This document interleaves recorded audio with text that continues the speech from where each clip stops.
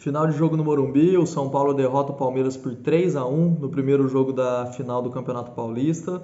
Então pode comemorar, torcedor tricolor, o São Paulo deu um grande passo aí para conquistar o Campeonato Paulista de 2022, para se consagrar bicampeão paulista e levar mais um título do campeonato para o Morumbi. Então eu tô aqui, o jogo acabou de acabar, né? Terminou recentemente, faz alguns minutos, e eu tô aqui para fazer uma breve análise do que foi esse jogo, né? Fazer o meu pós-jogo e tecer alguns comentários do que foi essa partida. Foi uma partida muito movimentada, foi um jogo muito gostoso de assistir. Eu particularmente não esperava, porque é uma final de campeonato e final tende a ser um jogo mais aguerrido, um jogo mais físico, com muito contato, principalmente envolvendo dois rivais, né? Uma rivalidade tão intensa quanto é São Paulo e Palmeiras, principalmente nos últimos anos. Eu achava que ia ser um jogo mais truncado, um jogo até chato de se assistir. Mas o que a gente viu foi justamente o contrário, né? Foi um jogo muito bom, um jogo muito movimentado, muito disputado e muito bem jogado pelas duas equipes. O primeiro tempo foi um pouco mais equilibrado, eu acho que o São Paulo teve um leve domínio no primeiro tempo, mas ainda teve mais equilíbrio, o Palmeiras conseguiu assustar em alguns momentos.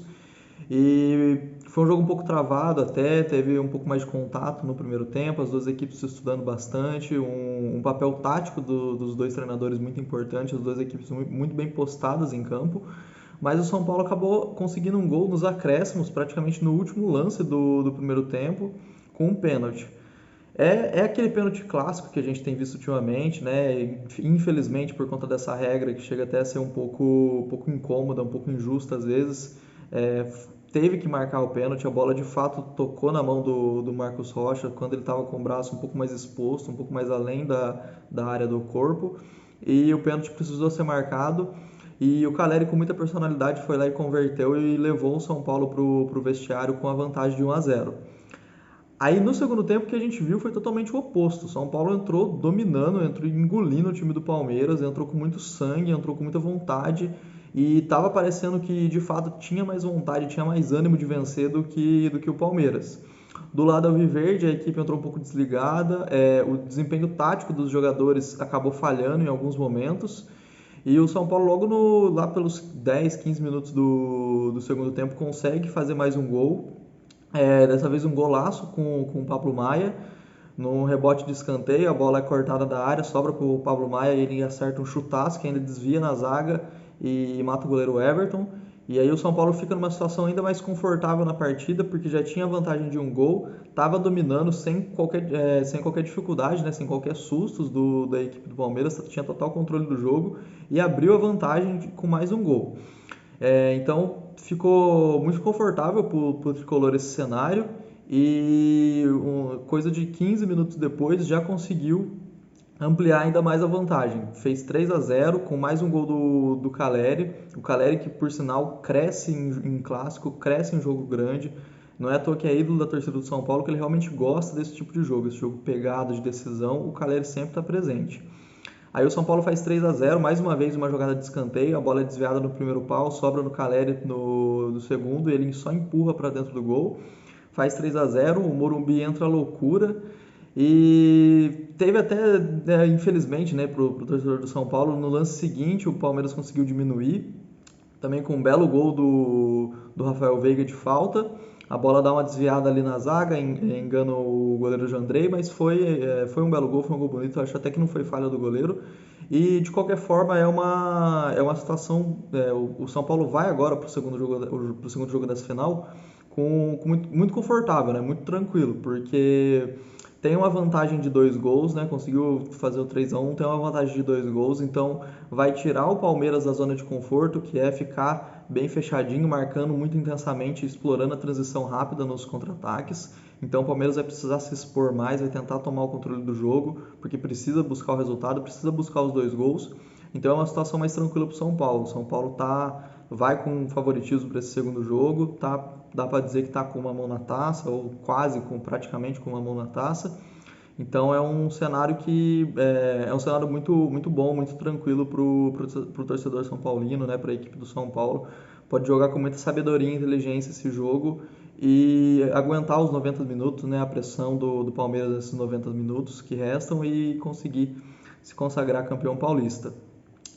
Uma análise que eu faço dos jogadores de desempenho individual Do time do São Paulo não tem como, né? O Calleri foi o craque do jogo, repito, ele gosta muito desse tipo de partida, ele cresce nesse tipo de jogo, mas eu não posso deixar de destacar também a molecada de Cotia, né? A molecada da base do São Paulo, o Pablo Maia, o Rodrigo Nestor, o Wellington, que solucionou o problema da lateral esquerda do São Paulo, que já era uma posição que vinha problematizada há muitos anos.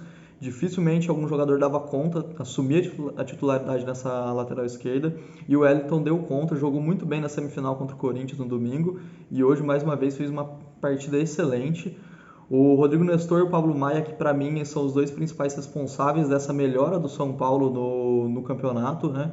Depois que o Rogério Ceni conseguiu encaixar os dois ali, dar uma rotatividade maior para o elenco, o São Paulo de fato engrenou na competição, colecionou aí vitórias em clássicos, conseguiu vencer os 3 rivais no campeonato.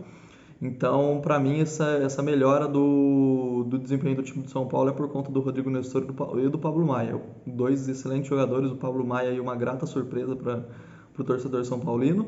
Mas, além do desempenho individual, né, tem que destacar toda a garra, toda a força que jogou a equipe do São Paulo. É uma equipe que nos últimos anos a gente cansou de ver a própria torcida reclamar que faltava raça, faltava vontade, faltava honrar a camisa, e hoje isso não faltou. Hoje os jogadores entregaram tudo dentro de campo, entraram muito focados, muito ligados. O Rogério Ceni parece que faz alguma coisa nesse vestiário em dia de clássico, que o São Paulo entra muito forte, desde o primeiro segundo de jogo até o último. O São Paulo muito bem concentrado e fez por merecer essa vitória. Jogou melhor o primeiro tempo, o segundo tempo dominou, não deixou o Palmeiras jogar, e o Palmeiras não é qualquer equipe, é bicampeão da América seguido, é talvez hoje a melhor equipe do país, com um dos melhores treinadores do mundo, e é uma equipe muito bem treinada, muito bem ajustada, de um trabalho consolidado já de 2 anos, e o São Paulo conseguiu não só superar, né, tomar conta desse time, dominar esse time do Palmeiras nessa noite de quarta-feira. Então é isso, né? Eu fiz aí uma breve análise do jogo. Parabéns aí ao São Paulo, pode comemorar, torcedor tricolor. Ainda tem o segundo jogo. Não dá para subestimar a equipe do Abel, não dá para subestimar o Palmeiras no Allianz Parque, mas eu acho que tem a probabilidade maior do São Paulo levar esse campeonato paulista mesmo. Tem grandes chances do São Paulo ser campeão paulista.